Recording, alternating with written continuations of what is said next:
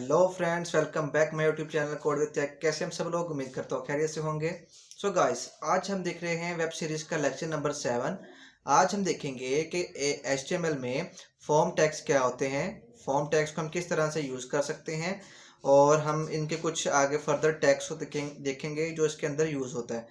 अब उससे पहले हम ये देख लेते हैं कि फॉर्म टैग बेसिकली होता क्या है, उसका आउटपुट दिखता कैसे है। आपने कभी ना कभी फेसबुक के जब लॉगिन किया होता है तो उसमें क्या है कि एक टेक्स्ट आप ईमेल एंटर करते हैं और उसमें पासवर्ड डालते हैं। तो इसी तरह से मैं आपको एक और दिखाता हूँ। यहाँ पर देख सकते हैं ये एक फॉर्म की शक्ल में, यानी कि एक आप कोई भी फिल कर रहे हैं चीज़, तो इसको बोलते हैं फॉर्म। इसको दूसरे लफ्ज़ों में भी बोल सकते हैं कि अगर आपने कोई भी इंफॉर्मेशन यूज़र से लेनी है अपनी रिक्वायरमेंट के मुताबिक, तो उसको हम फॉर्म टैग के ज़रिए हम ले सकते हैं, इनपुट टैग के ज़रिए ले सकते हैं। सो गाइस, लेक्चर स्टार्ट करते हैं। सो गाइस, हम यहाँ पर ये फाइल को सबलाइम में ओपन कर लेते हैं। ओपन विद सबलाइम, यहाँ पर आप देख सकते हैं हमारी प्रीवियस जो कोडिंग है हमारी प्रोग्रामिंग के वो। तो मैं यहाँ पर क्या करता हूँ, एक HR हॉरिजॉन्टल रो लगा देता हूँ यहाँ पर इस जगह पर, ताकि हमें डिफरेंस दिखे।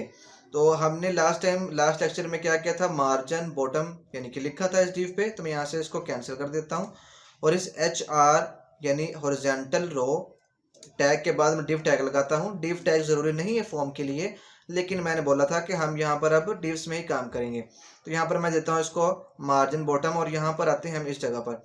अब यहाँ पर कोडिंग क्या करनी है आपने, यहाँ पर हम देख सकते हैं यहाँ पर इस जगह पर हम क्या लिखेंगे, form tag start, form tag and. ये तो हमारे इतने लिखने से भी कोई भी आउटपुट नहीं आएगा, लेकिन इसके अंदर क्या लिखे जाते हैं, इसके कुछ एट्रीब्यूट्स हैं वो हम देखेंगे। और इसमें कुछ जो इनके टैग्स हैं, लाइक इनपुट टैग क्या करता है, जैसा कि हमने प्रीवियस देखा था कि टेबल के अंदर TR होता है, टेबल रो होती है, इसी तरह से फॉर्म के अंदर इनपुट टैग्स होते हैं।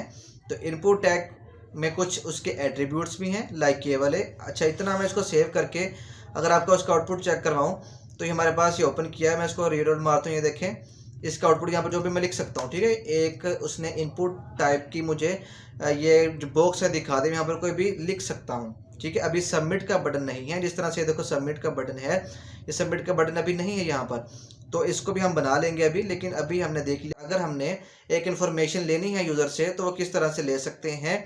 और यहाँ पर टाइप इसकी हम क्या करेंगे, ये जो इनपुट फील्ड है इसकी टाइप क्या है, ये टेक्स्ट टाइप का हम डाटा इसमें इंटर कर सकते हैं। तो बाय डिफ़ॉल्ट क्या होता है कि इनपुट जो है वो टेक्स्ट ही बाय डिफ़ॉल्ट लेता है, यानी यहाँ पर कुछ ना भी लिखो तो टेक्स्ट ही कहलाएगा। तो यहाँ पर हम टाइप्स में और भी काफ़ी चीज़ें लिख सकते हैं, वो हम आगे देखेंगे।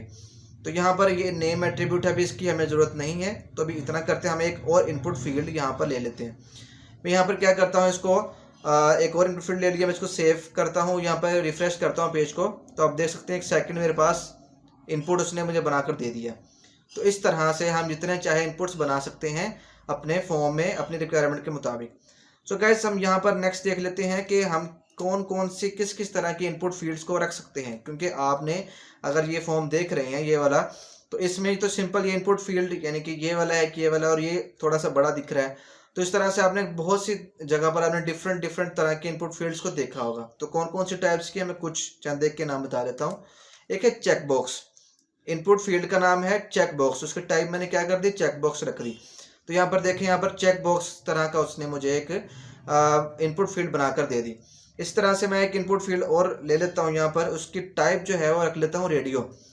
तो रेडियो चेक बॉक्स में क्या बेसिकली फ़र्क है, रेडियो बटन में देखें दोनों ही आपको लग रहे होंगे सेम ऑलमोस्ट, लेकिन इसमें ये होता है जब कभी आपने यूज़र से वैल्यू लेनी है, ऐसा कि यानी कि आपके पास 5 ऑप्शंस है, आप उनमें से कोई एक ही सेलेक्ट करवाना चाहते हैं, तब आप लगाते हैं रेडियो बटन।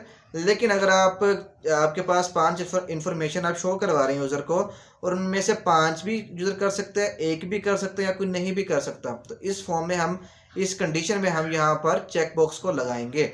तो इस तरह से हमने देख लिया कि इनपुट फील्ड को हम किस तरह से बना सकते हैं। यहाँ पर क्या है, हम लास्ट पे इसके हम रख लेते हैं इनपुट टाइप, जो इसकी है वो सबमिट टाइप की हो जाए। अगर जो इनपुट फील्ड है उसकी टाइप सबमिट हो जाए तो फिर क्या होगा, आप देखेंगे यहाँ पर उसने एक बटन मुझे क्रिएट करके दे दिया। तो इस तरह से हम एक अपना फॉर्म अब हम इस पे आगे स्टाइलिंग अप्लाई करेंगे।